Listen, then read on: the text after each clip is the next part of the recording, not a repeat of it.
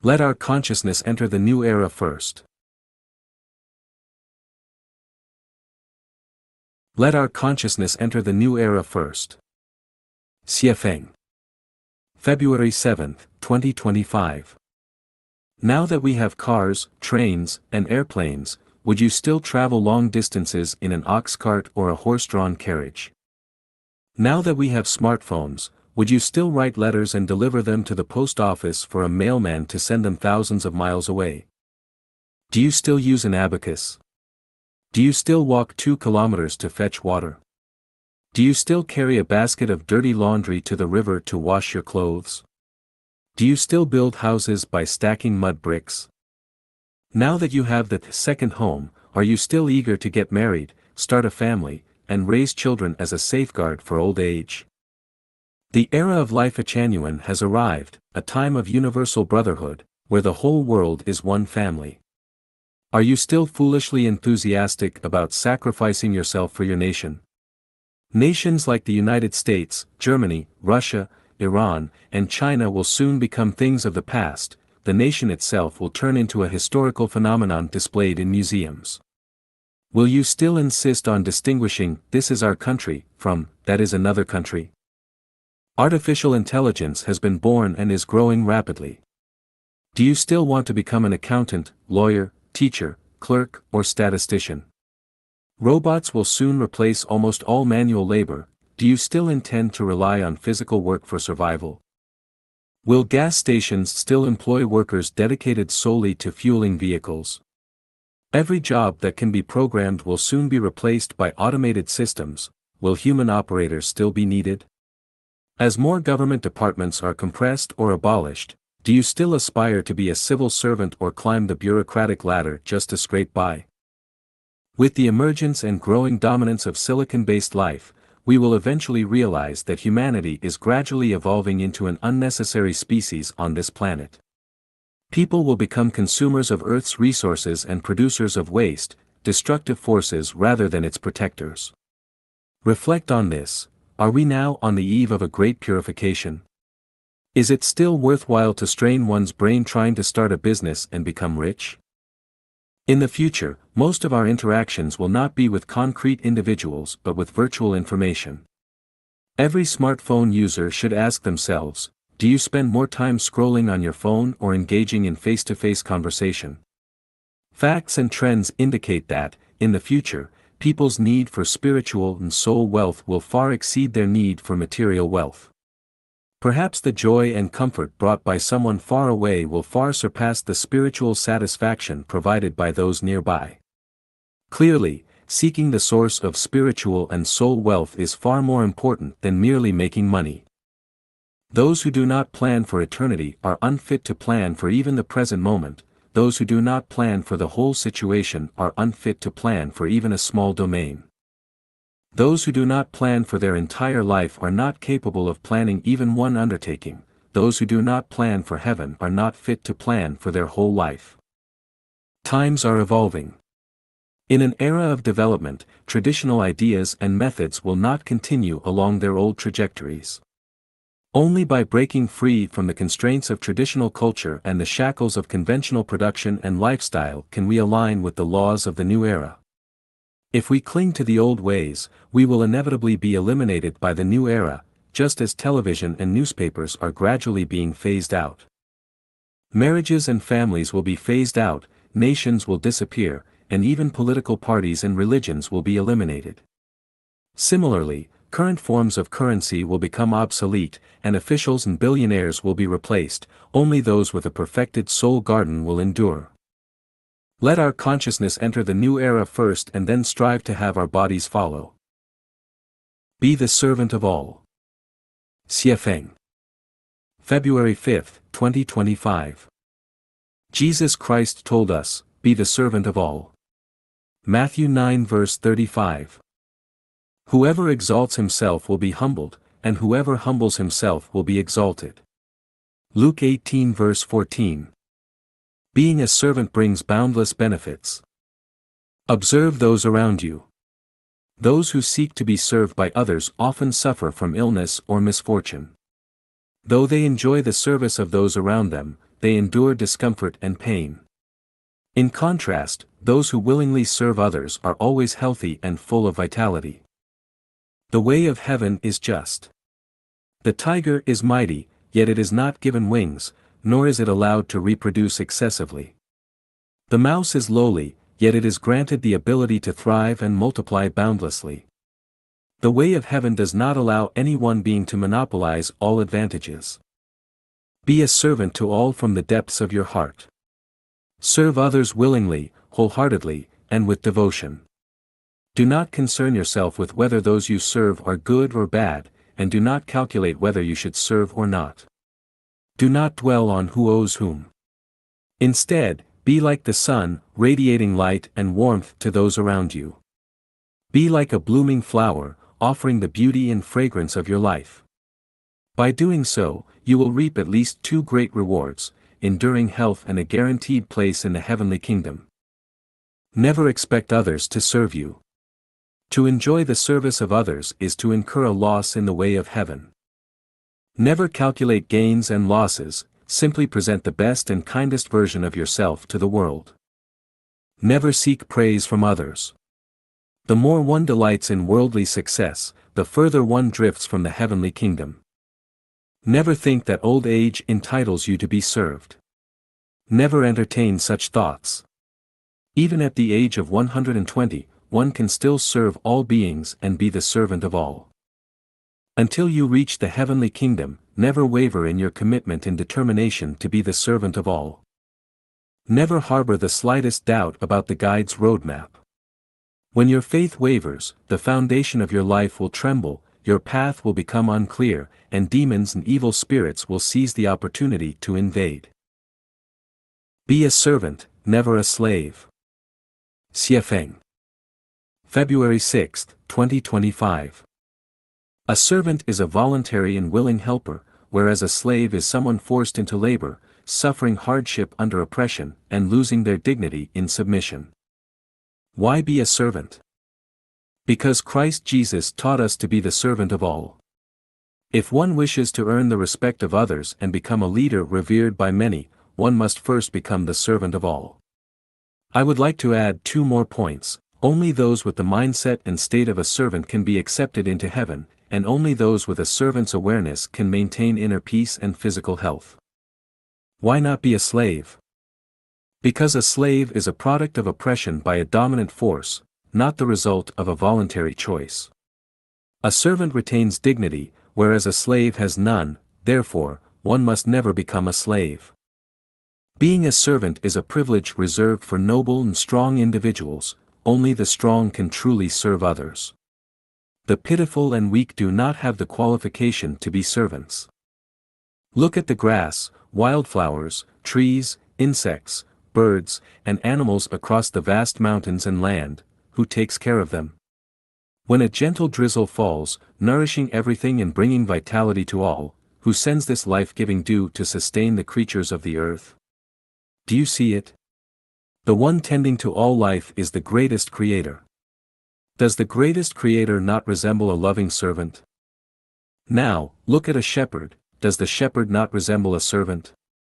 If you have chickens, ducks, pigs, dogs, cattle, or sheep at home, are you not the one taking care of them? Are you not a servant to these small lives? Do you see? The greatest creator is the servant of all living beings in nature. A shepherd is the servant of the sheep. Those who feed pigs, chickens, and sheep are their servants. From this, we understand that being a servant is a function of the strong, it is the role of a leader. The weak cannot be servants. This also tells us that only the weak require care from others. Only those nearing death need servants to look after them, for example, the elderly in nursing homes or patients in hospital beds. Anyone who is not psychologically strong can never truly be a servant. A true servant serves only truth, kindness, beauty, love, faith, and sincerity, never falsehood, wickedness, ugliness, hatred, doubt, or deceit. In the presence of someone stronger, a true servant does not submit, nor does a true servant serve power and authority.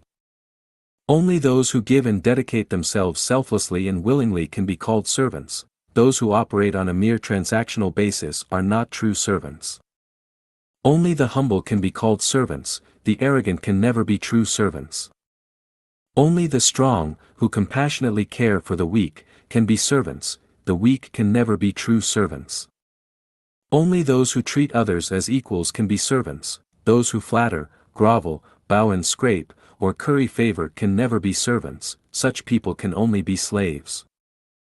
I am willing to be your servant, but if you fail to show me respect, pick apart every detail, boss others around, and remain ungrateful, well, to hell with it. I quit. The above explanation is the true meaning of Christ Jesus' teaching to be the servant of all. Analyzing the principle behind "the saint has no dreams" through the dream of urgently seeking a toilet. Xiefeng. November 21, 2022. Zhuangzi once said, "The ultimate person has no dreams," a saying that later evolved into, "The saint has no dreams." What is the principle behind this? We often dream of urgently looking for a toilet because we feel the need to urinate but can never find a suitable place. This is the subconscious mind alerting us that our bladder is full and that we need to relieve ourselves. If the bladder is not full, we won't have such dreams. Only when the bladder is filled with urine do we dream of urgently searching for a toilet.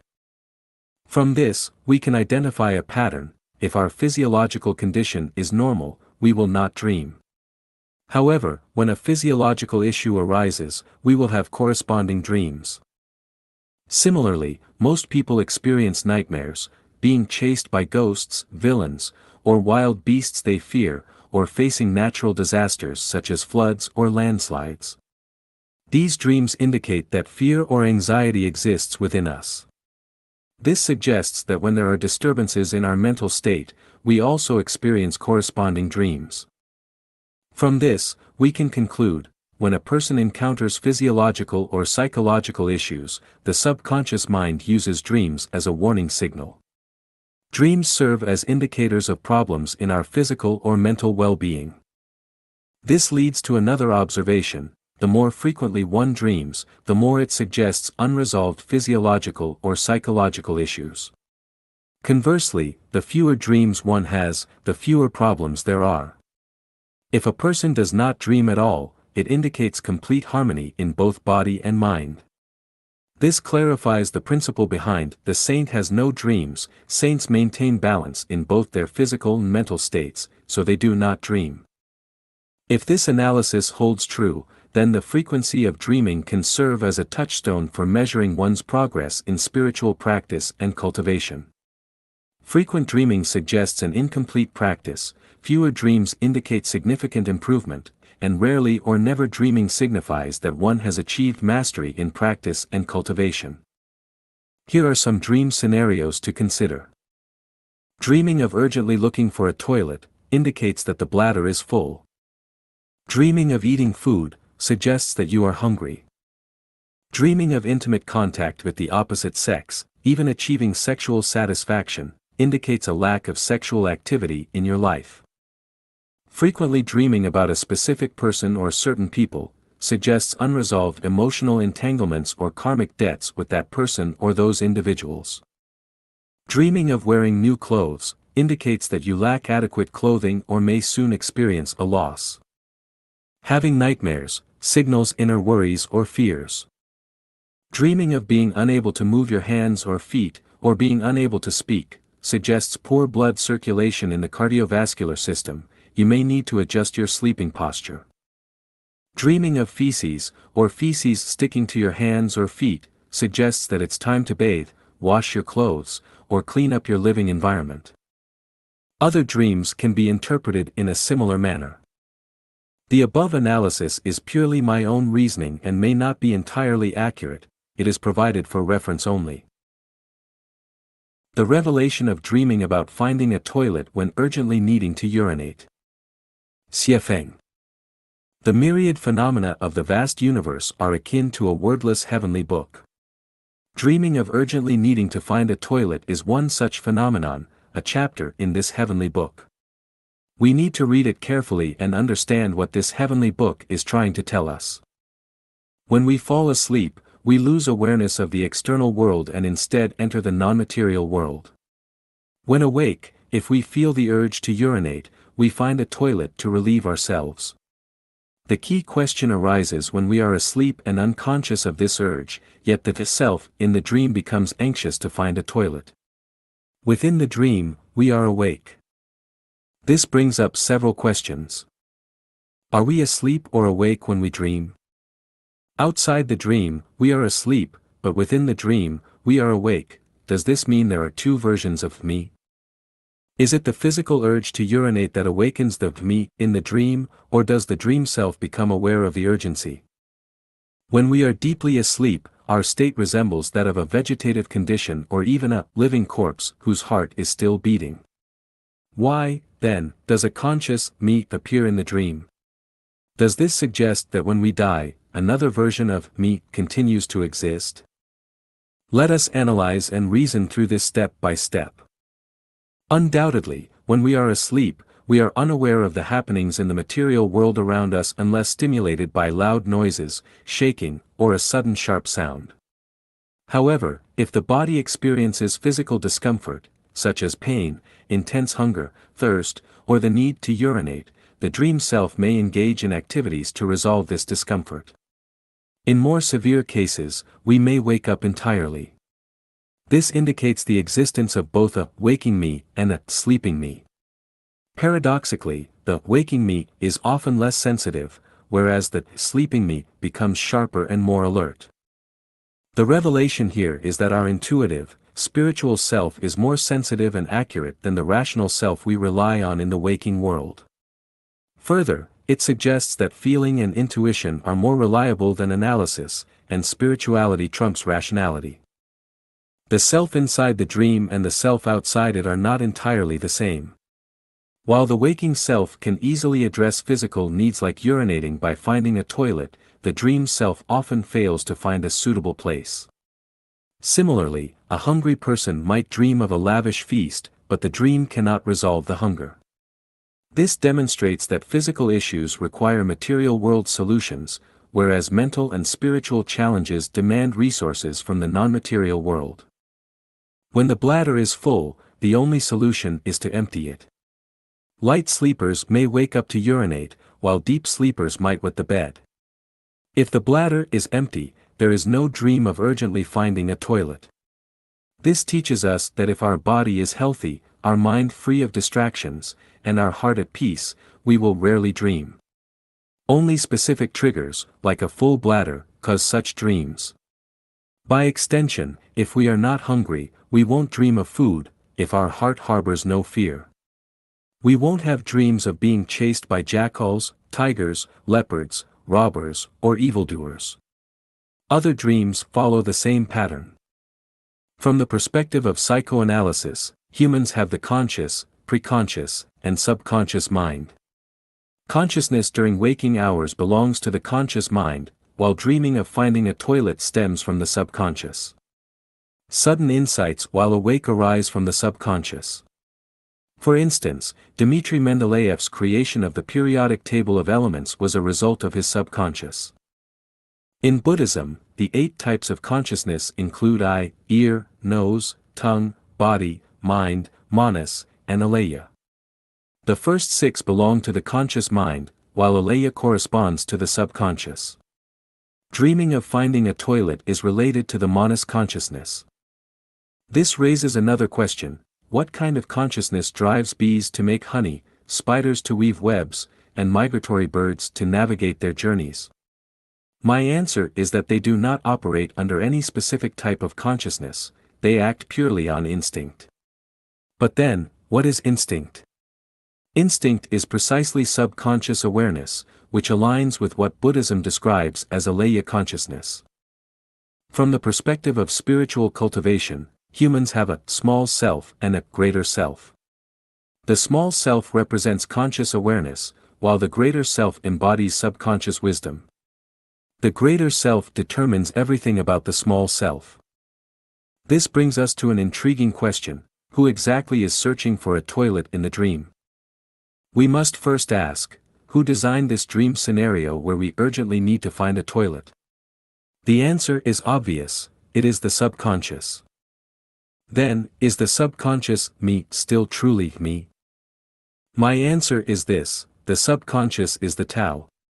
It is the Tao that governs all occurrences and transformations. Hunger makes us crave food, fatigue makes us seek sleep, a full bladder makes us want to urinate, and pain makes us groan. All these natural phenomena result from the operation of the Tao. This is the natural way. When we align with the natural way, we experience health, smooth progress, and freedom from misfortune. When we act against the natural way, we encounter illness, difficulties, and disasters, and, naturally, we may wet the bed.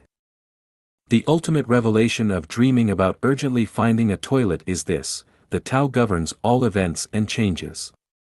The best way to live is to follow the natural way.